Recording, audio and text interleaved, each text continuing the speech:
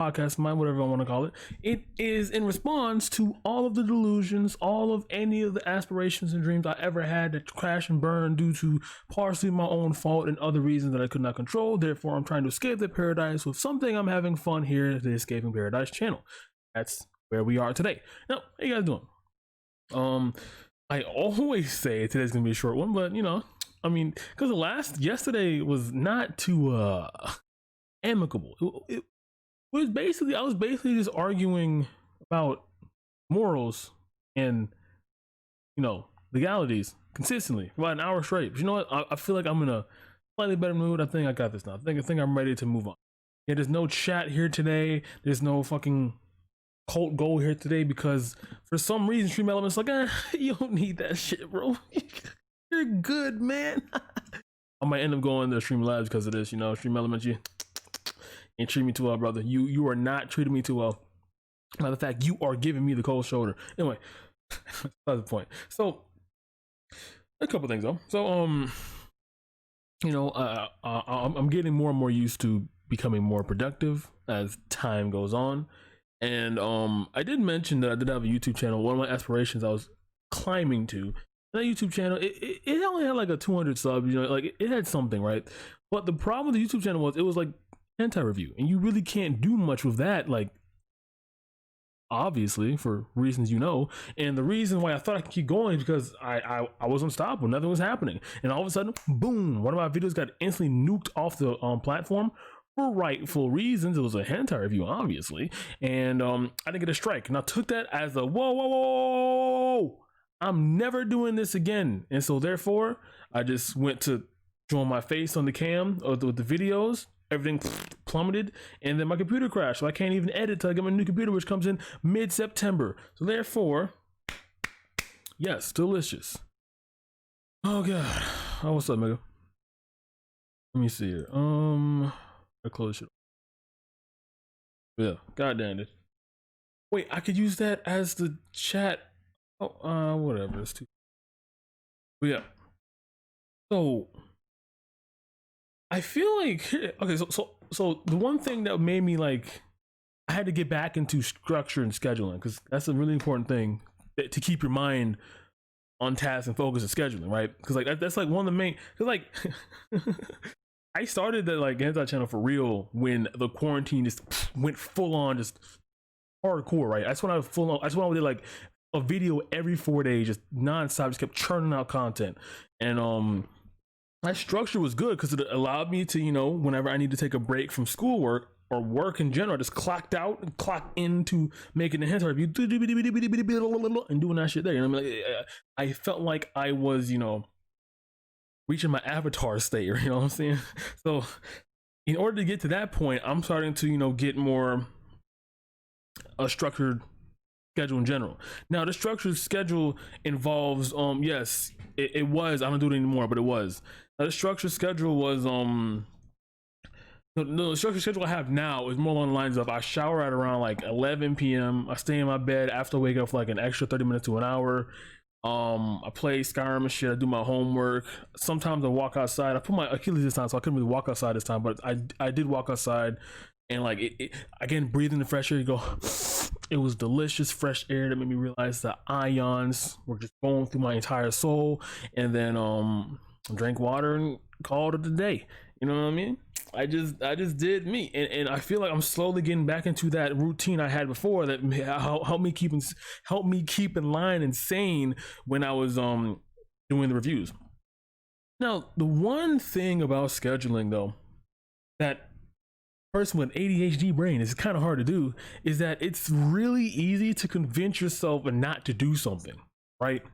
It's like, for example, doing your taxes, you know, taxes are so much fun. Oh my god, I love my taxes. Oh my god. It's so easy just to say, well, I mean, like, dude, that's like an hour, 2 hours max doing your taxes, bro. Like, come on, bro. Like, it's just a bunch of numbers. Just go and do something else. You're gonna be all right if you do something else. And then that cascades and parades into a week of not doing them, and there you go, boom, you never do it again. You don't have the same peak of motivation as you did when you originally got the idea. You know what I mean? And taxes are not fucking fun. Get the fuck out of here.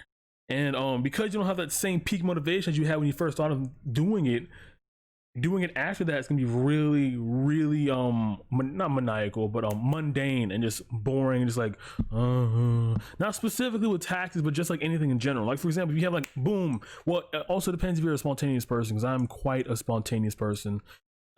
Basically any and every decision I've ever made in my life was due to my spontaneity. I borderline hate scheduling. The only way I can get scheduling down is if I spontaneously get something and I spontaneously do it in a pattern that ends up being a schedule. It's like this, right? So I was watching this one video, it was like on ADHD, some shit like that.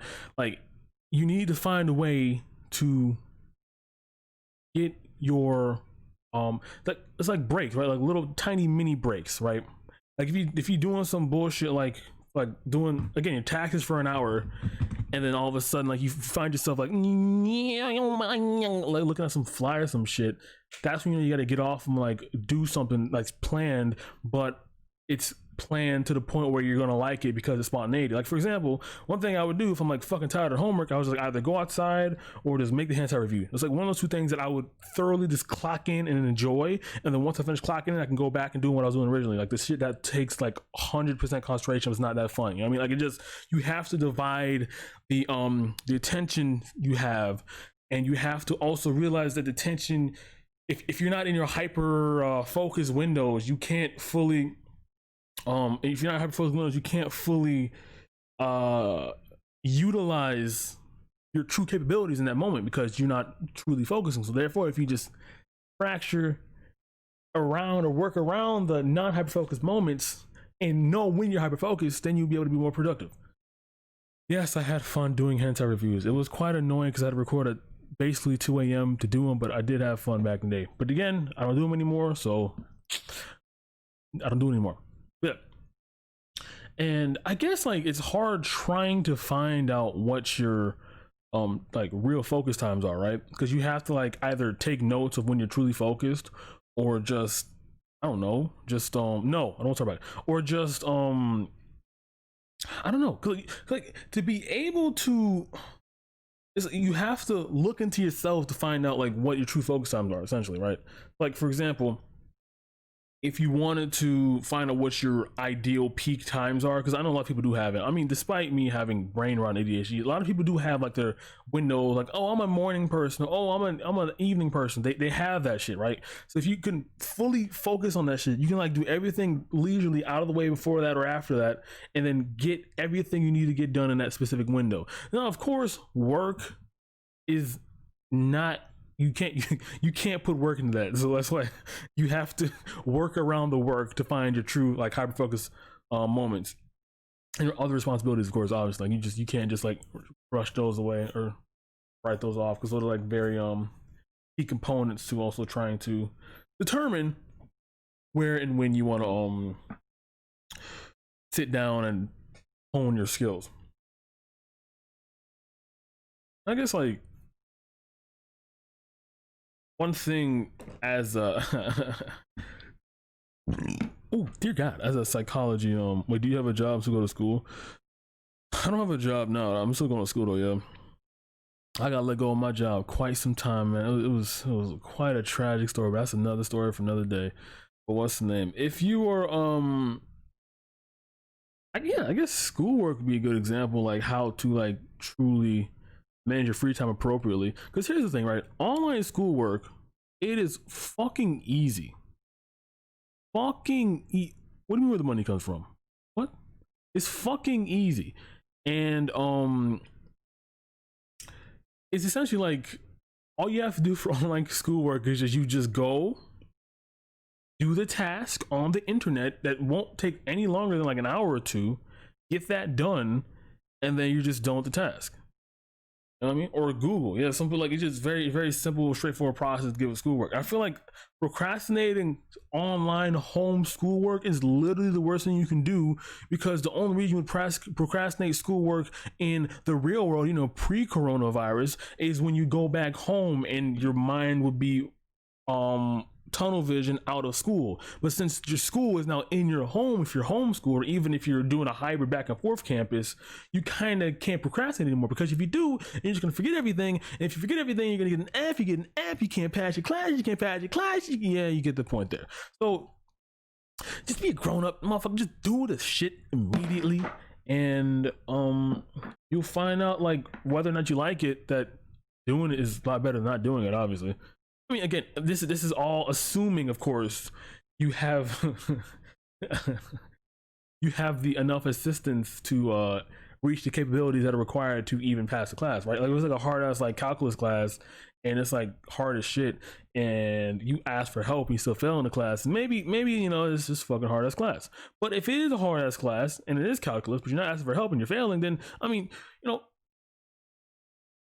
ask for help. Like, it's just, you have to try as, not as hard as you can, because that seems like a bit, you know, innocuous. You have to try within reason, try within your limits and your fucking window to even achieve the true goal, which is yeah, I'm taking a fail calc. I'm taking the elementary statistics right now, and it ironically enough, it does coincide with like my political interests. So I mean, that works. So I'm actually getting interested into statistics for the first time in my life, which is very, very pleasurable. I've never been that much into math. Like, I mean, I've been like good at math because, like, I don't know, but I've never been into it despite being, you know, as talented as I am. But now I have a vested interest to learn about statistics because, again, it's tied to politics. Therefore, boom, I am more invested and I want to know more about statistics. That being said, it's still fucking schoolwork. It's still fucking a pain. It's still egregious and horrendous. But that being said, I like it. Oh, brother. Oh, I found out my PC is coming on September, the day after 10th. Now, I do find it interesting though that, like, it's gonna be like basically a month until I get my new PC. I have to work with this hunk of shit for like borderline an entire month until then. I get, like, I don't want to say it sucks, but like it fucking does, dude. Fucking does. No, I wasn't off. I think my problem was, like, when I said it's gonna come in 3 days, what they actually said, look at the email, I said they're gonna tell me when it's gonna come in 3 days. Not that it's gonna come in 3 days.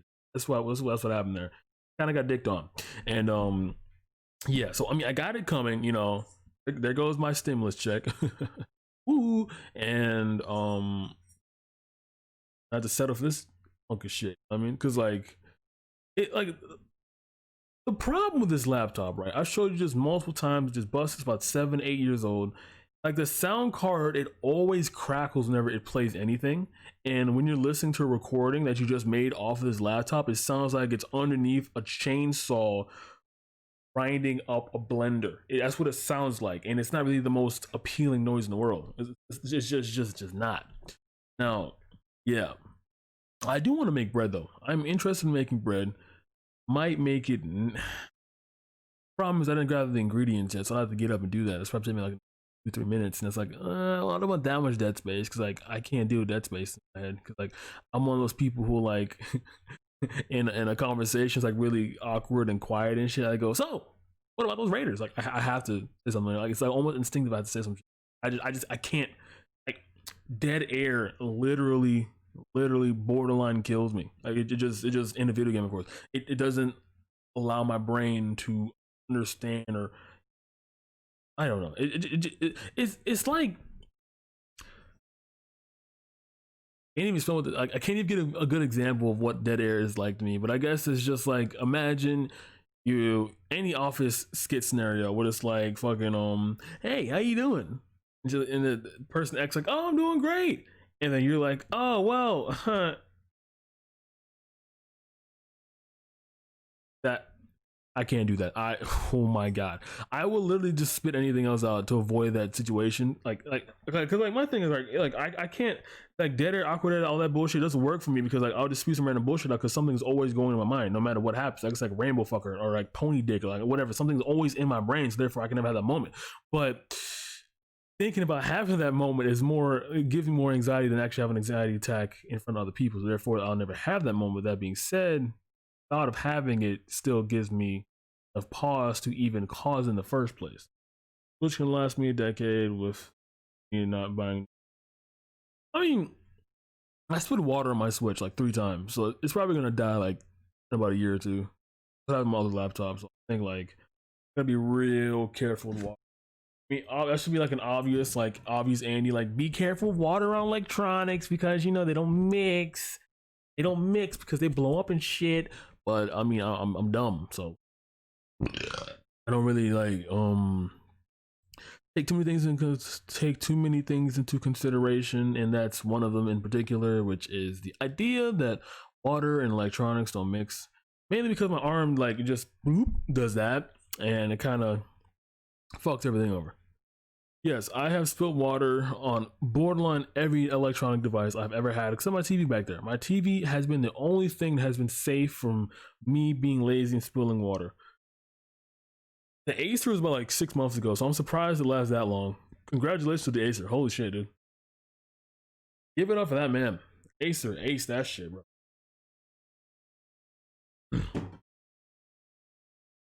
Ooh. My skin's looking a little clear today, man. Holy shit, man. just a little bit, just a little bit. What's the name? Yeah, I don't know. I had to find new forms of entertainment because I keep like breaking shit. And I just got into books and I got into podcasts and I got into GBA emulators. Now, GBA emulators like Pokemon and shit. I like them because like it. So hold up. I'll be right back. I gotta take the camera off. I'm looking.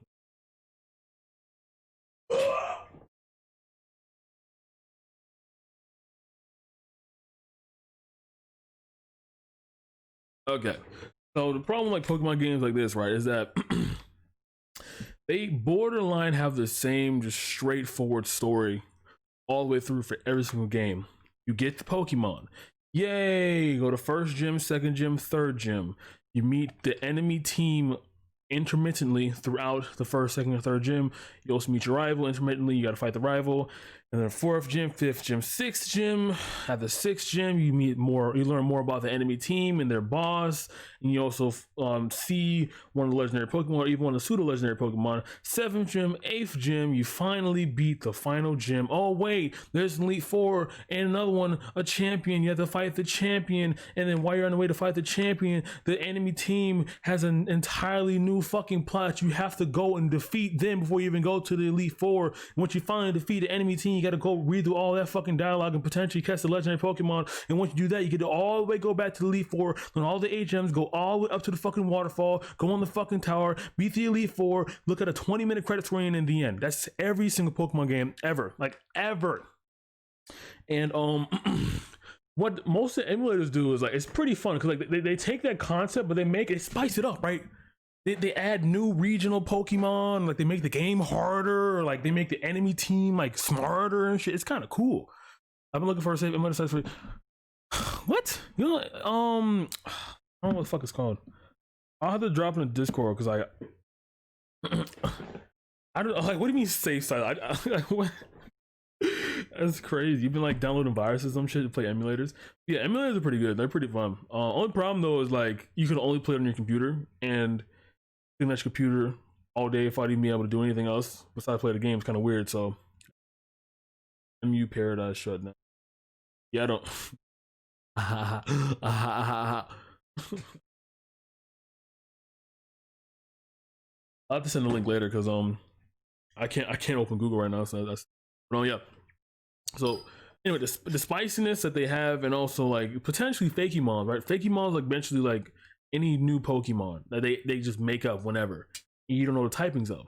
That's also another interesting aspect of Pokemon ROM emulators, is the fact that like they can just make up any bullshit typing, any bullshit base stats, any bullshit moves, and you won't know until you fucking find out about it. That makes it a little bit more spicier than just dropping brand new mods and they're like, oh, Excadrill is a ground steel type, and ground steel types are weak to water, fighting, etc. Ground, and just, you know, I mean, just, yeah. I mean, obviously you can't ask for much. It is a kid's game though. I know I'm complaining like fucking crazy. I'm going like a rabid, so nerd weeaboo about Pokemon and shit. But I mean, that's just what it is, you know. Like, it is what it is. I've right to complain, you know. Like, what the fuck, dude? What the fuck, dude?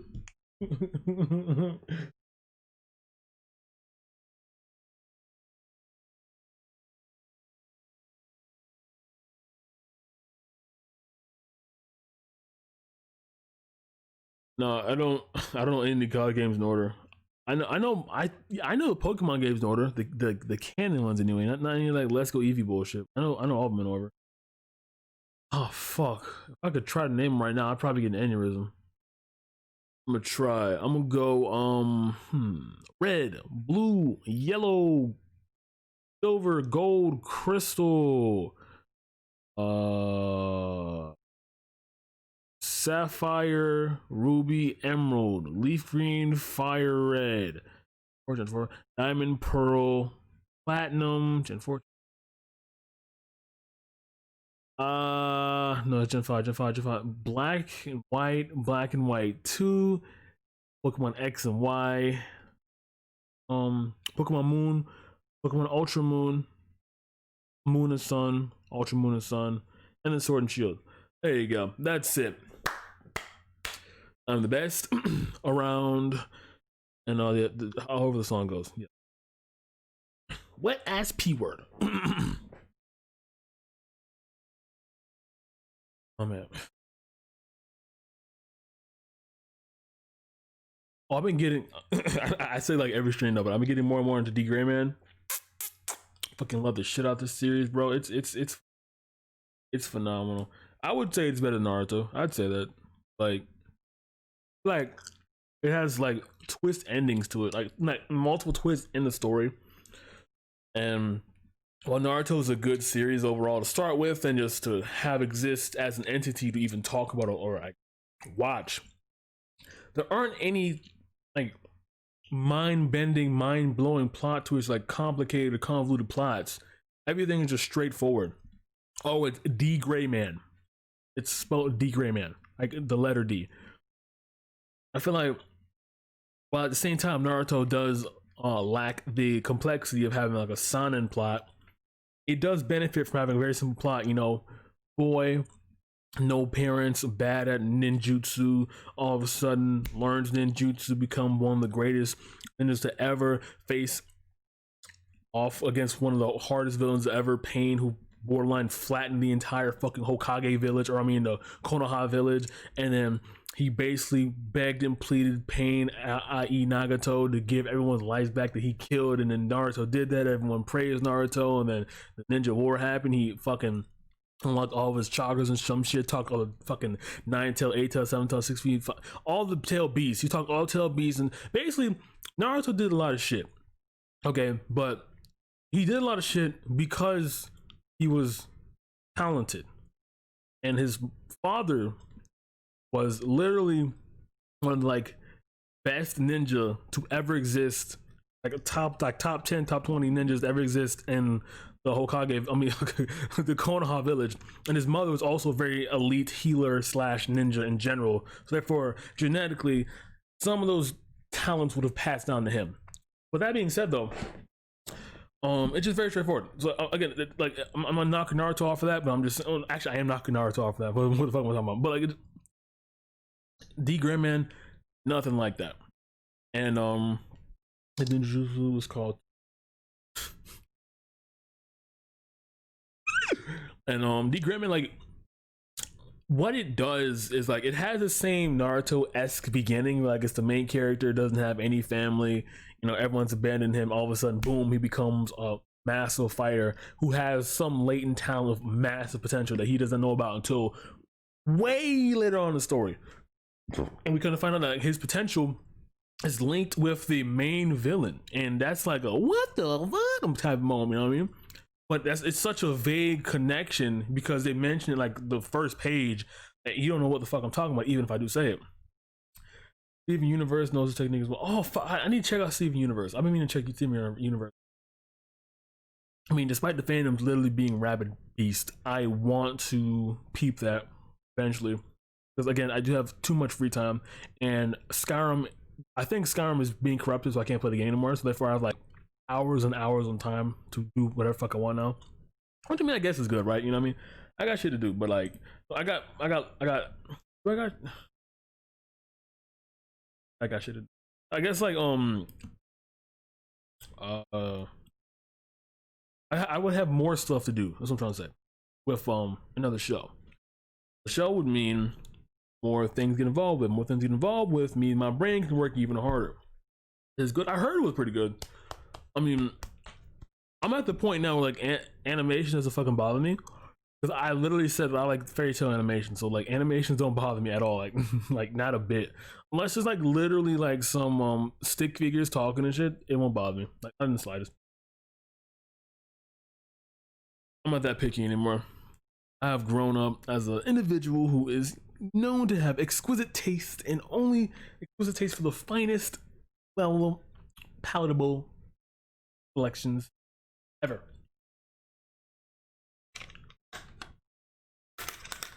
Enjoy yourself. I mean, there was an era, right, where it's like, yeah, stick figures. There was an era, like, I think it was like 9-10 years on YouTube. It was like stick madness, like stick figures. Like it's like this one. Basically, it was like you would be this main character in like a Flash RPG game on the computer, and you would like shoot people as stick figures. You have like a circle face and a square body, and like hands that had no arms and shit. And you should be shooting motherfuckers. And then that diverse plot was like so fucking. It was like an actual like AAA title, like tier caliber game. I don't know what it's called. That shit was fire. Not Roblox, but it was pretty good. Like and it was also another one. Was like it was the one game, not one game, but like the animation, like a stick figure just constantly fighting other stick figures, like just like like fighting and shit. And like dude, early YouTube, as like dumb as it was, had some like fucking hits. Like all the claymation, Coca-Cola, I want some Coca-Cola. What about baloney? Like all of them were fucking hits. Oh my god, I want to go back and watch those videos now. I gotta go back, like, because I need a nostalgia trip. I need something to fill myself up with dopamine at this point, because the times aren't doing so well at this point. You know what I mean? Because like let's just put it, let's face it. We're not gonna pass over this rampant virus anytime soon. So therefore, any dopamine rush will help. Any euphoric nostalgic rush would help. Please, dear God, help me. Yeah, it's I guess one thing that is interesting though is like how comedy itself evolves over time. And I feel like we've almost gone full circle now, where it's like absurdity is borderline peak humor. Because I look at like conspiracy theories and shit, and I laugh at it because it's so insane and so absurd. I also look at like deep fried hamster explosion, fast boosted video shaking memes and laugh at that shit too, you know what I mean? And probably not even close. And looking back into what YouTube was, all we were laughing at was like there's it's like Frankie's Adventure or something like that, where you just be like a dude walking around town like this M-rated computer game on like Battlegrounds, whatever. Like you would go and you would talk. It's basically like Grand Theft Auto, except like a really cheap version, like a $10 version of Grand Theft Auto. This one particular scene, like you would go to the vending machine and like panties. You take the panty to the vending machine, and then that was sort of mission. And the mission would be something along the lines of like you had to give the girls panty that you bought out of the vending machine, and have her wear it or something like that, and take it and then send it to your boss and like shit. Like I don't fucking know. It was like very crazy. And then it was like Frankie's Adventure. Like yeah, I feel like at its core, technically speaking, comedy will never change because there's always like a couple core tenets. I mean, there's more that I'm bound to forget, but it's a couple core ones. Like one of the core ones is like self-deprecation, right? Deprecation, whether or not we like it, will always be funny because like people be depressed as shit, dude. I get it, cause depression, and you need to find these. I think it's called Frankie's Adventure. I think that's what it's called. I don't know what it looks like. I can't tell you, but that's all I remember. And like I said, another like core factor into like what makes something funny would be physical humor, like that type of bullshit. Like America's Funniest Home Videos. Like there's a reason why that shit has been going on for like 20, 30 plus years, because we love seeing like physical humor consistently. It's a very easy punchline, very easy to understand. You don't have to be smart. It's just very, very straightforward. It's one thing, one thing, get into a misfortunate event, and then they react. That's literally every single form of physical comedy to ever exist. Hey, what's up, Omazu? And I feel like another tenet to like comedy itself that's like consistent throughout history would probably be just like sex. Because as a society, we just been so weird about sex since forever. Like either we get too sexualized, or we get like how we are now, like dummy conservative with sex. And it's always funny to joke about, because it'd be like, hey, look at society, like it's crazy. Go like be like in the 50s. So last night, right? Funny enough, I went inside with this Sally Lou, and I gave her, quick buck, and she gave me a quick suck, and I was like, oh wow, this is not worth the money I was paying for. So I kicked her in the face, and that's the joke. All you five, I don't know the name at all. I don't know the name, but that'll be the joke for like the video some shit, and that would be a hoot and holler, and I'd give that man would be just paid immensely. Oh, there's another source of comedy that's always there's another source that makes comedy like just eternal. I think it's like not revenge, but like, I'll explain this. So Louis C.K. is a perfect example of what the concept I'm trying to reach, but I can't think of the name of. Louis C.K. was always an edgelord. He was kind of he was funny. I'll be honest, he was funny. And then he'd say some shit like, yeah, so I'm 40 years old, I'm balding and fat and ugly. I haven't had sex in 10 years.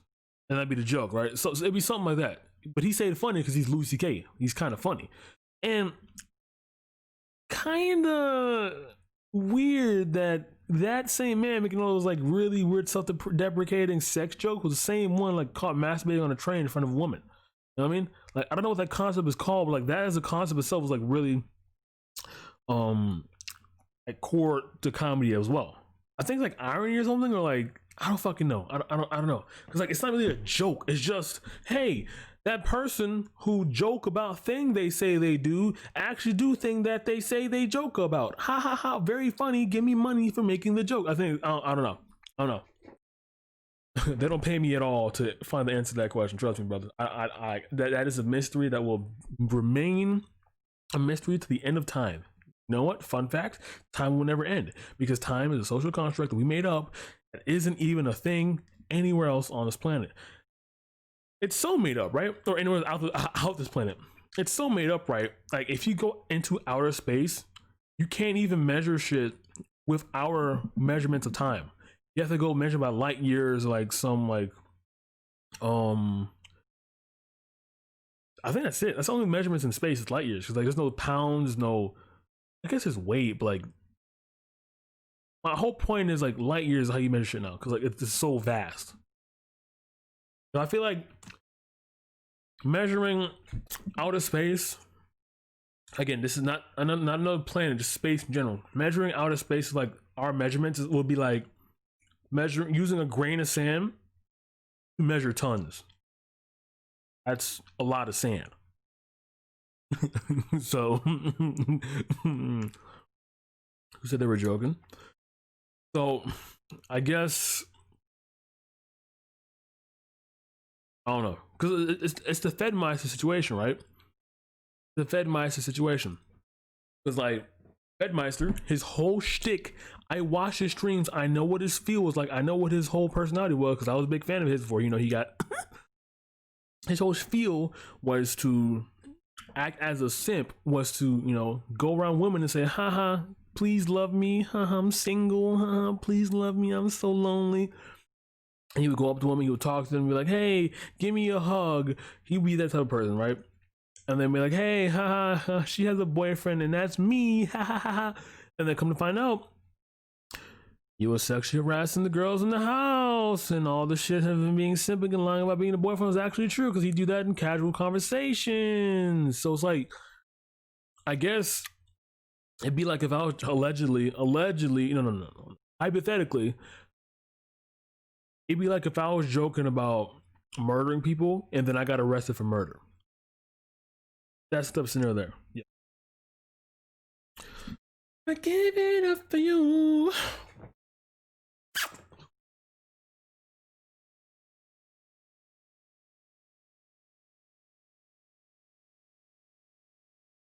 Oh, fun fact. Actually, since this is week number 2 on the Escaping Paradise podcast, the old VODs on Twitch are starting to delete themselves now. So the very first VOD I've ever made on Twitch will be deleted, I think, after today. This is the 14th day. That's fun. It was joking about drugs and I got arrested for overdosing. Exactly. Exactly. Emotional.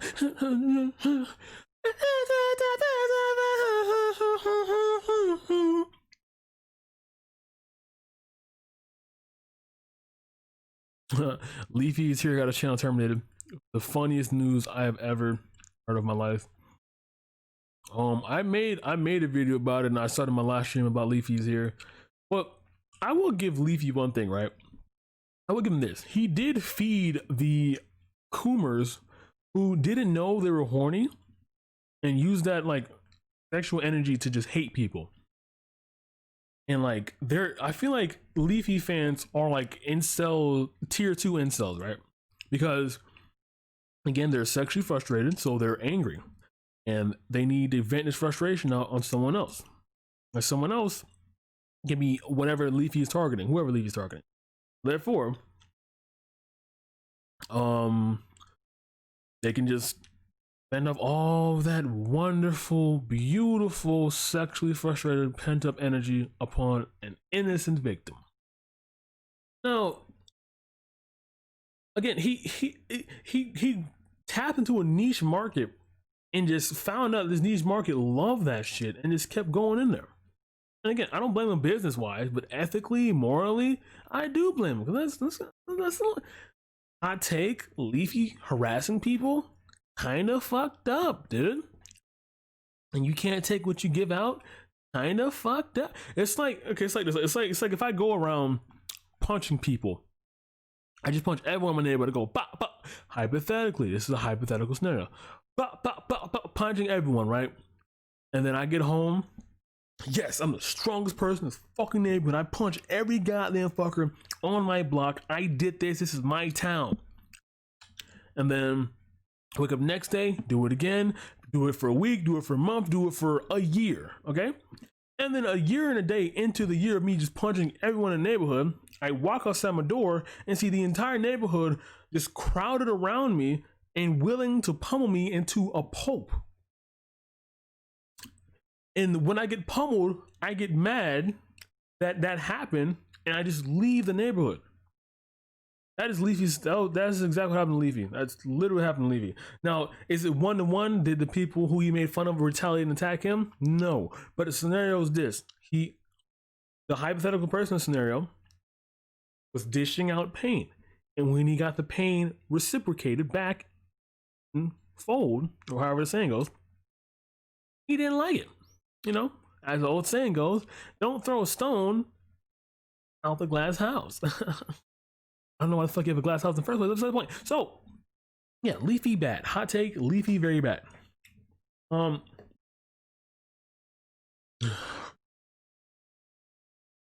did say this too, though, right? I did say this too. I will say it again because it still confuses me as fuck. Why are they calling women who obviously are like attractive every front and every aspect. Thoughts. Why do they call them ugly? It's because their attraction frustrates them. I don't know. Like, I can't fully get into the incel MGTOW brain anymore because I'm not there anymore. It's been years. I've been detached from that mindset for some. Leafy is here was a YouTuber. Or he's actually, his channel might be reactivated anytime soon. But he was a YouTuber who did commentary videos. But yeah. Ooh.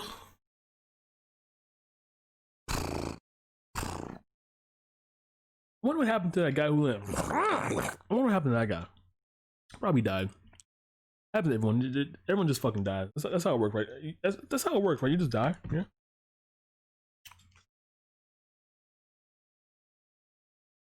Okay, so I think I explained this. Like, my whole, like, not problem with aliens, but like my idea, like, with aliens existing, like, why I don't think it's me a thing. I did explain it. I guess I'll just summarize it and go into further detail. So it's like this, right? So imagine we have two civilizations that live in existence, but they're like a billion light years away. Okay, Earth is our plane of existence. You know, we develop as usual. You know, we have interbickering, we have wars, we have fucking politics, we have famine, we have disease, and we have havoc ruining everywhere. Basically, we're fighting amongst ourselves and not trying to ascend what we are currently.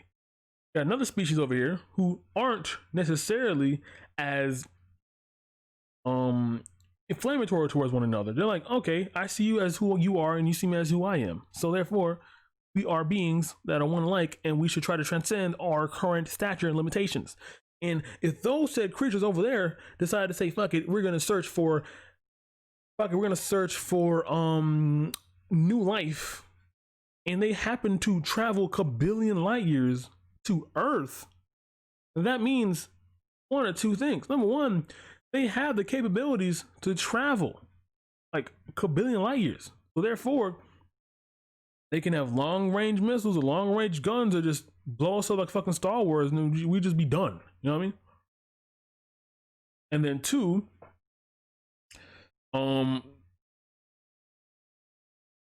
they can persuade us, take us away, kidnap us, go all the way over to the other planet, and then strand us over there and then kill us all that way. Very simple. What did Leafy say about Pokemon that he got banned? Uh-oh. Baby la, he doesn't know, baby la, baby la. It's not what he said. It's how often he said it. Leafy made 10 or 11 videos almost consecutively, specifically talking about Pokemon. And it wasn't, you know, like if it was one video calling her a thought, a bitch, a whore, ugly, I'd rather watch gay porn than watch her. You know, she's using her fans as simps for money. If it was like one, even two, or even three videos of that and you moved on forever, I'd be fine. You know, I think YouTube be fine too. Because like, despite that being like really inflammatory and kind of borderline like inciting people to go ahead and attack her, it's just 3 videos. But he did like fucking 10. And I feel like one of the reasons, like, because he violated to the TOS of harassment. One of the main reasons that it got to the harassment phase was like he was showing clips of people going to Pokemon's Discord saying Leafy is here is better than you send, and then the Discord would ban them, and then the person who got banned would send like footage of Leafy would platform that video onto the his own channel and say, look at these simps can't handle the pain, the fucking whenever they say my name they quiver in fear, fucking simps. And then he's basically inciting people to go to her channel, record them getting banned in her Discord channel, even her Twitch channel, and then send the footage to Leafy because Leafy might watch it and laugh at it and enjoy it. It basically is like harboring his toxic fan base to attack Pokemon. That's basically it. And yeah, basically. So yeah, but yeah, aliens bad. Aliens very bad. Even though I want them to be true, I kind of don't. Also, it won't really matter because we're gonna die in about 50 years anyway. You're getting old. Yeah, YouTube drama, if you're not like entrenched into it, it's kind of hard to explain, right? It is because like I try to explain like this stupid like small YouTuber drama, like less than 50k subscriber YouTube drama to like my friend, and then they got lost so fast, and then or they just like move the top, like, okay, yeah, whatever, because like they don't fucking care. They don't care, dude. Like, it just, I feel like, hey, what's up, X Infernities? I feel like normal people don't care about drama, like internet drama at all. They care more about like celebrity drama and bullshit, because that's something they can see. That's something that affects them. Well, not really affects them. Like, that's something that's like everyone's gonna talk about. You know what I mean? Like that bullshit. Like, oh, did you see Queen Elizabeth? Like, she queefed in the cup, and then Prince William drank it. Oh my god! Like, that type of bullshit. You know what I mean? Yeah. Like my hot take was, I would be like, I look at people watching the Kardashians, look at people watching like whatever like drama sitcom shows that they would watch on like e-television or whatever, and be like, look at those losers. They're watching Paris Hilton and Britney Spears talk about their bullshit lives. I'm above that. And then I go on the internet the same day, look at two YouTubers talk bad about each other, and just jerk off that content. And I think I'm a higher person than that. In reality, we're the same people. You know what I mean? It's not really too. I don't want to say I'm enlightened or anything. I don't want to say I'm like the best person or anything. But to get to that point, you have to like objectively look at things like from a different perspective. You have to be what I'm doing right now. You have to look at yourself, looking at yourself, and see how you think people react looking at you, looking at yourself. And that's essentially what you got to go from there on out. Like, for example, when I would do the hentai reviews, which I stopped doing, by the way, I'd be like, wow, this is really good for me. I'm getting all the views. Yeah, fun. But then I would scope out and be like, wait a minute, how do I explain this to normal people? If I even get money off this, how do I even begin to explain that this is what I do for a living? Like, what if I don't want to do it anymore? It's just very, a lot of things. And that made me realize, you know, I'd take a different path. Like that. I mean, like, it just, hey, man, listen. Looking at things objectively helps you make decisions that will greatly benefit you.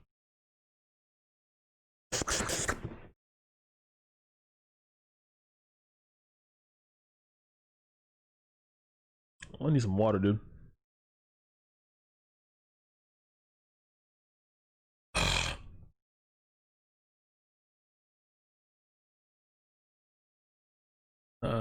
What time is it, baby? Damn. This shit gonna be shorter than my dick.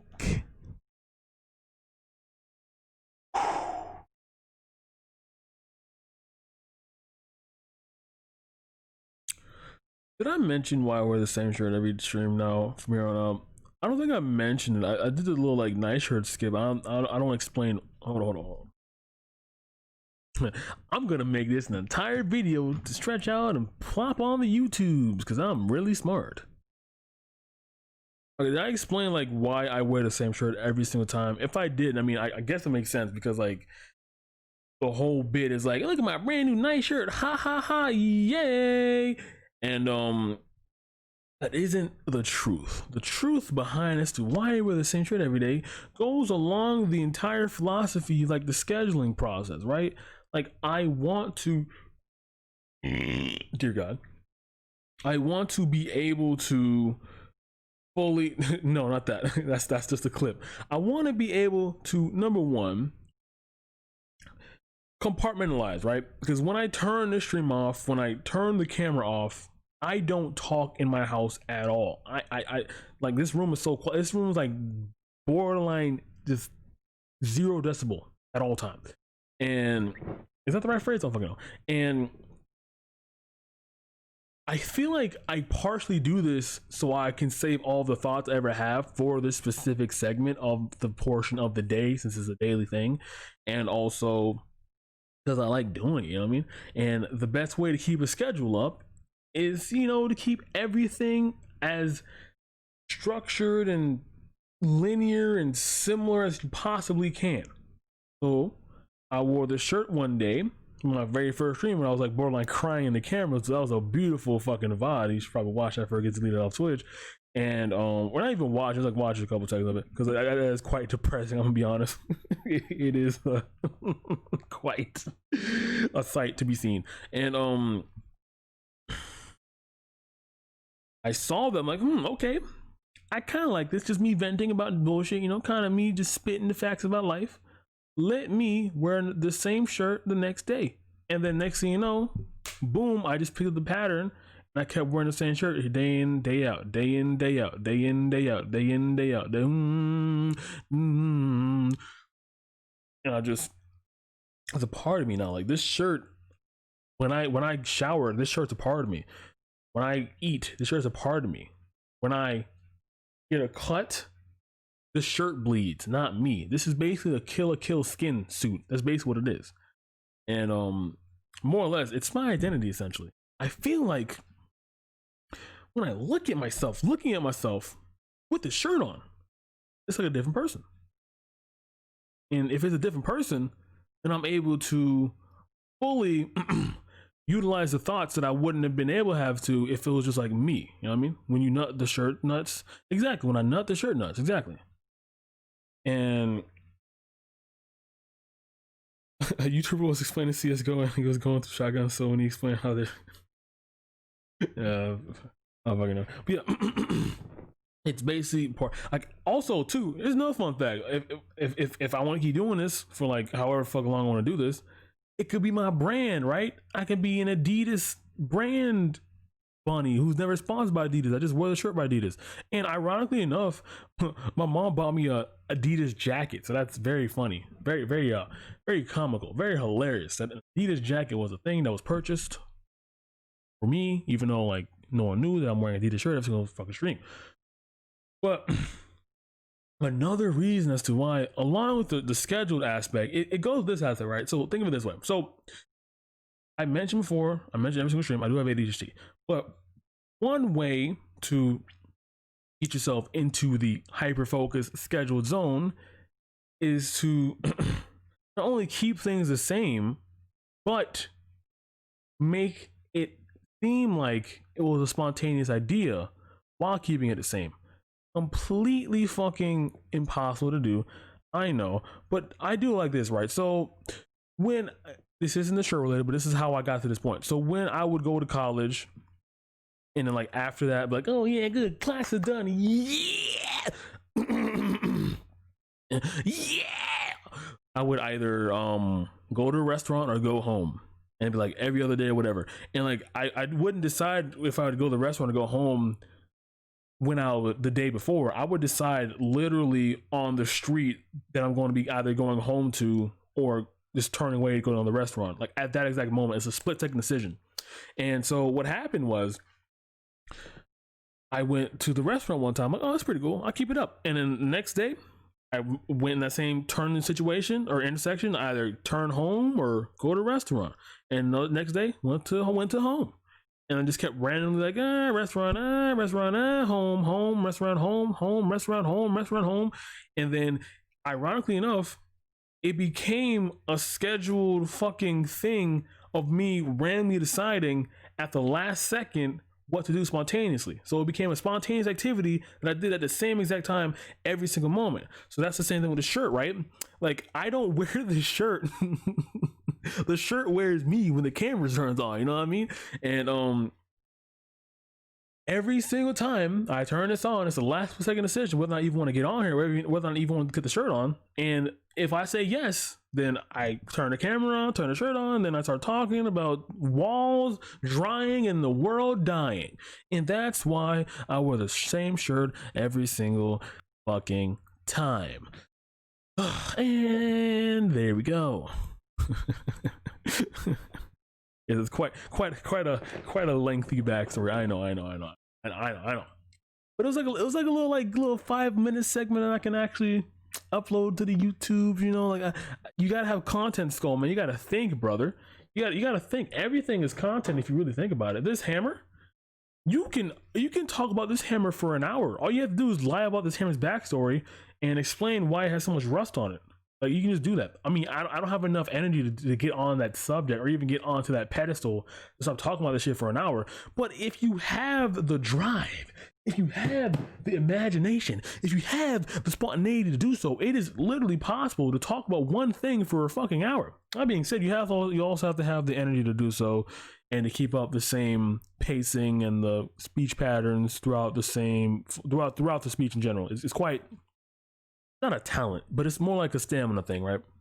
if you're only a one nut pump, if only one pump chump, then you're not gonna last long in a battlefield of free. If you're only one pump chump, you're not gonna last long in a free marketplace of ideas. That's all I'm saying. If I like that hammer for an hour, I would have left. Hey man, listen, you don't have to stay. You don't have to leave. It is what it is. It is what it is. Actually, I'm talking about that. So spicy hot take. When it comes like fans and streamers, right? Most fans, like for example, I watch like a lot of like things like Hassan, not nothing, but it's like Hassan. I've watched a little bit of XUC and like Hinkle of NMP LOL, NMP LOL, and I've noticed is in the chats like they view the streamer as borderline something above them because the streamer's making money off the content, and they feel like the streamer has way much more power than the viewer does. But ironically enough, it is a symbiotic relationship, right? Like you watch them, as meta as this is, holy fuck, you watch them because you know you want to watch them, and they entertain you because they want you to stay longer. You have the power to leave just as much as they have the power to entertain other people. So you as a viewer can just leave whatever the fuck you want. You know what I mean? And I get like, so here's the thing, right? Because like it doesn't truly affect the streamer in the short term, but in the long run, like, oh fuck, a lot of people keep leaving. Oh no, oh god, my feelings are hurt. What the fuck did they leave? I need to improve my content. Blah blah blah blah. It's like that, right? And because of that aspect, a lot of people who are watching don't feel like they have any power over who they watch because they feel like they have to vent at the person being. It's basically like going to. It's like going to an insurance company, and then you're like, "Hey, bro, what the fuck, man? Like, why do you make so much money, man? Like, I mean, I get it, it's a cool job and all, but like." Weird, dude. And the insurance guy be like, well, you can go to another place. Like you don't have to stay if you don't like what I'm doing. Like it's like you don't have stay, you're not obligated to stay. That was the whole fiasco there. That was the whole meta analysis there. I feel like so here's the thing too, like when you start in this content creation fiasco the cycle, you have to realize that no one is obligated to watch your shit. No one's obligated to even look at your shit. So you have to come at this like, well, if no one is obligated to watch anything I do, then why do I even make it? And if you're at that point and you're already making the content, it might be too late at that point to like try to delve deep into yourself. Because like at that point, if you're not truly getting what you deserve, then maybe you just dip off. You know what I mean? Like if you feel like you deserve $1 million right now, you're not getting it, and you just either get better or end it, brother. I don't mean your life, I mean the career. It's like at the end of the day, like this shit, like it isn't. I don't want to say it isn't a real job, but like you know what I mean. Like it's like a 99% chance you're not gonna be a massively successful streamer unless you have like luck involved with it, as well as the skill and the talent to do this and the third. You know what I mean? Jesus, I'm gassy as shit. Did I eat like a fucking gas fruit or something, bro? Holy shit, bro. It's not One Piece humor, hilarious. But yeah, it's just like I don't know, like it's like the whole reason I made this shit was to escape from that perpetual loop of I deserve more views, I deserve more listens, I deserve more plays, I deserve more fun, I deserve more respect, I am the best. I'm trying to get out of that fucking wave right now, and that's why I did this. Like you know what I mean? That's why I'm like, that's why I feel like I'm comfortable doing this shit where I am now. So I'm just like talk whatever the fuck I want to talk about. Now eventually I do want to evolve into whatever the fuck eventually, but where I'm at now, I'm fine doing this shit now. You know what I mean? And I feel like to even get to the evolution part of the content, you first have to be comfortable with what the fuck you're spewing out and how it's affecting other people, right? Yeah. Another thing too, like failure is good. Failing, I almost want to say you want to fail, because if you try again, you would just learn from the failures. You know what I mean, you learn why that shit fucked up, or why you didn't sustain that longer, like why this, that, and third didn't happen. Because learning from your mistakes is the best way to learn from your mistakes. Obviously, you gotta fucking like you don't need a fucking PhD degree to decide that. You know what I mean? Like, that was a very simple deduction to that solution, right? Or problem, I guess. Show yourself. Failure is also unavoidable. Yeah, that too. Cause like, okay, so I made about like 10, 12 YouTube channels, like 3, 4 Twitch streams, and I know why each one of them failed. One of them, no, 2 of them didn't technically fail. My computer broke.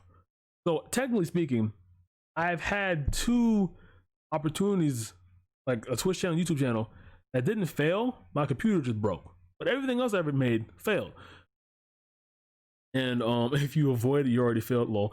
Like, cause like that first channel, which was like a really fucking good like drama channel, and if I would have kept going at it, I'd be like the next Turkey Tom, right? I'd be like a fucking veteran YouTuber talking about like, so Leafy should have got destroyed. And thanks for 100,000 subscribers. I'd be me, because I had like 100 subscribers like way back in 2016. I meant like a fuck ton back then. And the reason why I fucked up is because, number one, I'd make like 7, 8 videos a day, and I had like 5 or 6 classes like 5 or 6 days a week, and I was in a dorm, and I had to be responsible for my own food in the dorm. So like I was literally setting myself up for burnout failure. And sure enough, in about 2 months and about 100 subscribers later, I deleted my channel and burnt the fuck out. So well, that taught me is pacing. You just gotta learn pacing. You gotta be good at pacing. The channel doesn't exist anymore. I deleted the fuck off the planet of the earth, but it was like drama and shit, right? It was like there was so much fucking content to react to back in 2016. Now it's like you have to like selectively like choose whatever, because like, it's just not that much. Like, it's not as much to react to that would cause as much of a stir as it did back in 2016. But it'd be some shit like, oh, this dumb little Christian boy thinks blah blah blah, or this dumb little vegan thinks blah blah blah, or this dumb fucking, yeah, it was 8 videos a day. I do 8 videos a day and like drop like 2 or 3 a day. It was fucking insane. I feel like if I kept up that work ethic though, like bro, imagine. But I couldn't keep it up. Obviously, I couldn't keep it up. So yeah, and yeah, it was basically like just Turkey Tom, like borderline Leafy's here type bullshit, and I burned out. But so I learned pacing. So the second thing I did was like I started like making music. I'm like, oh shit, is making music shit is fun, hell yeah. And then the problem with the music is I was so new to the medium that I didn't know, number one, how to make the song sound like aesthetically pleasing enough, like, you know, polished. And number two, I didn't know when to drop songs or how to space them out, this, that, and the third. So I would drop like, sometimes I drop songs like every like other Friday, sometimes I drop songs like every 5 months. And it'd be very disorientating for anyone who actually enjoyed music, because they didn't know when the next song was gonna come out. Because like I was just doing what the fuck I want, because I thought like if I spread shit out pacing wise it would work. And because I did that, that ended up leading me to just making music for like borderline 6-7 years, no, 6 years, getting nowhere because I didn't have a consistent vehicle to like commercialize myself or even like brand myself as an entity. I just did shit whenever the fuck I felt like. And I feel like in music you kind of can't do that unless you have like your brand set for what it is. And because I didn't know that going into it, I burnt out about like 6 months ago, and I haven't made music ever since. So I'm gathering all this knowledge to say this: burnout will happen if you don't like understand what you're getting into. Essentially, if you don't get what you're getting into like fully, if you don't fully grasp, you just dive into it, you're gonna fuck up pretty badly, pretty fucking badly. Oh, I did make another YouTube channel as well. It was like another one that had like 100 subscribers, and I stopped it because it was like borderline same shit, right? Because I'd make like 3, 4, 5 videos a day, and then I got a job one day, and that was fucking it. Like I got a full-time job. I couldn't keep up with it. That was basically it. It was quite a thing. And then I actually deleted that channel like about a month ago, not too long ago. So like that's also like it was kind of depressing. It was like, you know, it's the end of the saga. Like I haven't made a video on that channel, but like since 2017 when Sword and Shield dropped. You know what I mean?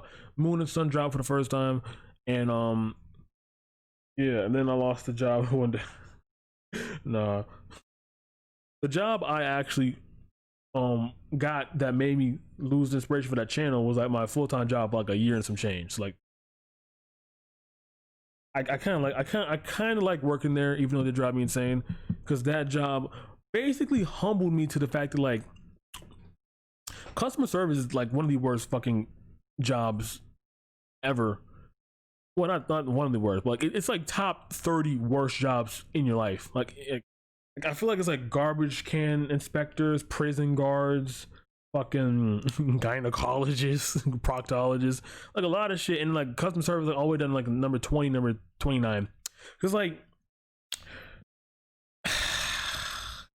you would have people who would be so nice to you. Who'd be like, "Oh, thank you. Oh, I really appreciate it. I just, you know, just had a bad day, but yeah, you know," like the nicest people ever. You're like, "Oh wow, that'll make my month. That was a lovely conversation." And then literally the next call, "Hey, can I get my fucking medication?" And you're like, "Oh yeah, sure. You got everything set up." Like, "Oh no, actually, my wife's paying for this bullshit, and I need you to pay it from her credit card, which I don't have. But can you read my fucking mind?"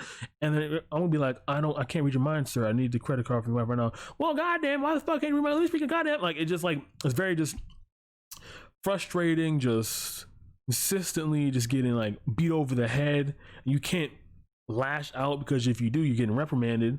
Therefore, you're like restricted from even like venting about it. And then if you do vent about it in the workplace, they're gonna be like, "Whoa there, hold up, why aren't you, it's just a job, like we're paying you, why are you complaining, dude? Hello, stop talking about the customers more on the phone, get the fuck on the phone." Yeah, Florida's kind of bad. Like I remember, okay, like unironically, I remember this one time because like, it was a pharmacy that used to sell like Viagra. Like Viagra, like the number 2 product we sold, and we sold like thousands of product. And the fact that like number 2 was Viagra is quite insane to me. Like holy shit, how many goddamn ED people, how many erectile dysfunctional like men exist on this planet? Jesus Christ, no wonder why men kill people so much. But anyway, we sold a bunch of erectile dysfunction, and the catch to it is this, right? We were open 5 days a week. And the medication had to be refrigerated. And fun fact, when we're shipping with UPS or like what the fuck we're shipping with, it has to be next day shipping, the most expensive shipping option available for the medication. Now, should ED be a medication that should be being paid in the first place? That's no discussion. But we had to tell them that. And then they'd be like, "Hey, can I get a cheaper option? Because I got my other medication and it wasn't that expensive." And they're like, "Yeah, but it's refrigerated, so you're gonna have to pay an extra $30 for shipping, even though the medication stuff costs $30. And then they start fucking yelling and shit. And then they're like, "Oh, fine, I really do." Like, dude, there was conversation where like they yell at me because I said that the shipping's so fucking expensive, and they'd be like, "Oh, fine, I fucking get it. I mean, I gotta impress my wife tomorrow because you know it's Saturday. It's pretty nice. You know what it's like to have a woman in the sack when you're getting real good, really feisty, really." They get all personal. It's like really weird. He's like, "Bro, I'm never gonna talk to you again. Why are we act like we're best friends? Just leave me alone. It's so disgusting. It's like ASMR except the R is rape. It's just so bad." And then so notice how he said Saturday, right? So again, we work weekdays, Monday through Friday, and I told him next day shipping only. He's like, "Okay, I'm ready." And then that day was Friday, and he wanted it Saturday. Again, we don't ship on the weekends. We just don't. So therefore, he would have to wait like literally all the way to Tuesday to get the drugs. We have to make it on Monday and ship it out on Tuesday. And he's like, "What the fuck? I'm not," and he just started like yelling and just going off because I said he couldn't get his erectile dysfunction drugs for tomorrow that he wanted. So at that point, I'm like, Like 7 minutes in the call, I'm like, what the fuck? What the fuck? I need to do other shit. Like, this is like my first hour of the day. You already fuck with me right now, dude. Come on. And he's like, I want to speak to the manager. And then the manager's like, yeah, just so set him up for Saturday shipping and give him half off. And I had to do that. And that's basically like every day on the job. Like, you have like one nice call, like 5 of those calls, like every day. You had to make 30, 20, 40 calls every single day. It would just drive you insane. The only good thing I would say though with that job was like they did pay me like $15-17 an hour, which was at the time pretty fucking spectacular since I wasn't going to college back then. It was like just straight up money, and I was beautiful. I was like draining myself to that delicious, wonderful, beautiful currency. However, clearly taking 30-40 calls like that a day will get to you. And since again I had no like other reason to spend the money on, you know, I wasn't going to college or anything like that, I was just doing a job, I had no like hardcore motivation to stay there. So I was like being pushed more and more to the edge. And then when I finally looked over the edge, I'm like, you know what, fuck it, I'm done with the job. And I just left and I became a full-time student. And basically, long story short, customer service humbles you to the point where you're like, no, humans experience pain, and this is what pain and suffering is like. Like you get it, you know what I mean? Like you get it, you know what I'm saying? Like holy fuck.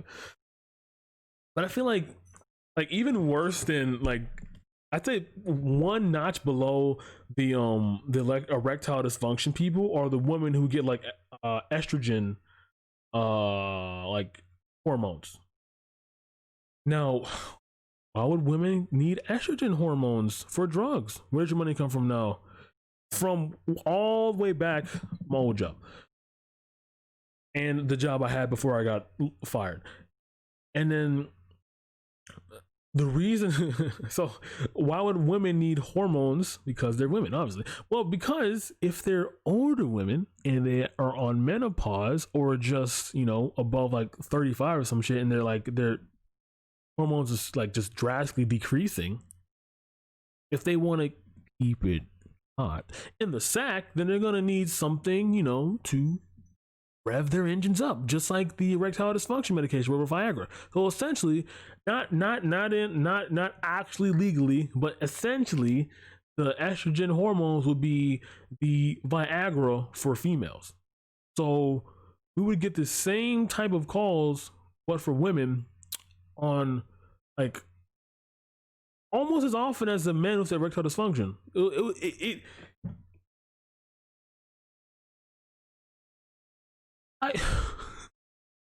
Like I've never heard so many people talk about their sex lives as flippantly as I did when I was in that customer service job. I hated that shit so fucking much, dude. Like I don't want to sound like a Puritan Christian. Like I'm like, I don't want any sex coming in my meal. But like, I don't want to listen to people's sex lives consistently on a daily basis and that be my life. That's not a very fun situation to be in. And then there'd be women to be like, I need this goddamn fucking estrogen right now because my husband, he's been a little rowdy because he got his ED medication. I need to keep up with him in the sack. If you don't give me that medication right now, I'm gonna be disappointing him. And I need your benefits right now to me. Understand? I mean, boy. And it's just very like how horny people are just weird, dude. Like degenerates. Like Jesus Christ. It almost made me want to become a hardcore Christian, bro. It's like to swear off all types of sexuality in general. Like holy fuck, it's quite insane. But yeah, if you want to understand the human experience, if you want to understand like people in general, you have to work customer service to truly get a grasp on how society works. I feel like fast food or any fast food, like, or any food service as a customer service in general, it'll give you a quick taste of humanity. The good sides where people are tipping you $100 for, you know, being hot, and the bad sides for people wanting refunds and shit they ate or fully used. Very fun. All the logistics surrounding customer service, it's just meant to keep people in a fucking hole, keep them down, and just complete and utter shit. No, there's this one. So like back in that job, there was this one thing that like always bothered me though, right? It's like I'm thinking about it now because someone told me about like the true model of the hard worker. Like, my grandfather, when he had nothing, okay, he had nothing. He was raised on a farm. His mom died, and he just had to take care of the family himself. And then after about 3 or 4 years, just consistently handing up, like shoveling up hay, feeding the cows, chopping them up, and sending them all the way over to Timbuktu, getting a buck or two, using that money to get the clothes on his fucking back and go to school every single goddamn day. My grandfather sure hustled his goddamn ass off, and then he became an immigrant, came to fucking America, opened his own first fucking business, struggled for the first 5 years, was in deficit, and then came back, blew back to fucking tenfold. Now he's a Fortune 500 company. Like that shit, right? That whole model's like very cool. I love that. It's like came from nothing to something. That's cool. But a lot of companies, the one I was working on specifically, what they would do is like, that's what we're gonna do. We're gonna make you work a job that we don't even technically need for about 3 months to see if you can handle it. If you can handle it, we're gonna give you the real job that you actually want and do stuff that you actually want to do. So, like, I guess for example, it'd be like filing papers, some shit like that. Like clearly, if filing papers was a huge priority, they would have had someone permanently do it as a job. But since it's busy work, it's not a priority. Therefore, they're only doing that to you just to test you. And why the fuck would I want to waste my time being tested when I could be doing the real job that you should be paying me for? That shit just grinds my gears. But yeah, not working in customer service. I mean, oh man, I don't blame. But like it's the easiest way to get a job though, is customer service. Like if you need some quick change, some quick money on the side, customer service, bing bang boom. Like I feel like all you need to do is just to avoid snapping on people, just go, my shift's over, and I can just just punch a wall, some bullshit. What I gotta do. You just gotta hold it, brother. Tenderize your meat before you eat it. Holy fuck. That's a woke take right there. I think the weirdest thing to me though is no, but the thing is they would all it's not okay. So look, listen. In that aspect, if it was internships, it makes sense, right? Because they're doing some busy work. But if they're full-on employees and you're testing your employees before they get to become employees, then you're just wasting both his and their time. You're also wasting money by paying them the amount of money you pay a regular employee to just do bullshit and like just piss in a cup all day. I mean, even though pissing cup of drug test besides point. But one thing that is weird though is like, when there would be people in the customer service aspect where I'm at who just would talk consistently like the big wigs up top, and then surprise, surprise, but a month later, that same person gets a little fancy badge attached to their name, and they get a little bit more recognition by the fancy big wigs up top. So it's almost like if you're working like at any company that has like major like CEOs, whatever, in the building you're at, I would suggest being friendly with them, because I don't know if you know this or anything, but the CEOs and the big bosses, they like giving their friends stuff that they would like as well, because they like their friends. It's a very high school-esque environment, obviously, but like it's just like you lose so much by not being friendly in the workplace, even though like it sucked being friendly, because like I just want to get there, get my paycheck, and fucking leave. But talking is part of the game. You got to play the fucking game to even get to have a name or something like that. You know what I mean? I don't know. I'm gonna call my chest there.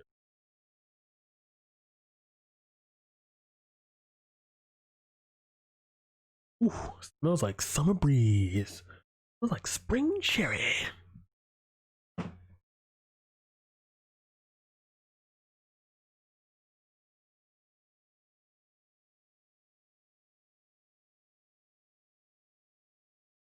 I gotta go back out and exercise again. I pulled a muscle I've been out of it for a day. I gotta get back out there. If I don't get back out there, I'm gonna lose the ba ba ba ba ba ba ba ba ba ba. I'm gonna lose the consistency I had going into the previous days that before. Like what I would do before, and I would just, yeah, except before I just walk outside, pace like a fuck 30-minute trade, just back and forth, back and forth, back and forth, back and forth, back and forth, back and forth, back and forth, back and forth, back and forth, back and forth, back and forth, non-stop.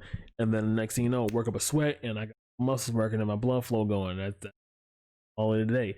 Now the thing is, like, I don't know if you noticed my skin complexion, but walking around my neighborhood isn't really it isn't ideal of my scenario. So therefore, the backyard is pretty good place for me. Nutting is enough of an exercise. Actually, not for me. It not anymore. It doesn't do any much for me. I don't feel anything anymore. Apathy. Apathy is all I need. I know I started late, but holy fuck, I am spent. Cryptocurrency. Well, yeah, guys, we'll be back on tomorrow. Talk about that and third. I'll also probably make bread tomorrow. I'll probably do that tomorrow. I feel like the bread making process such a wonderful thing to do, and I just want to keep doing it. I mean, I want to keep doing it. Yeah. See you guys around. Upload the stupid little 5-minute clip about the fuck we're talking about. That's something. I don't know. I'm gonna upload that separately on YouTube, and then upload the entire VOD on YouTube as well. You know the whole deal. So yeah, see you guys next time.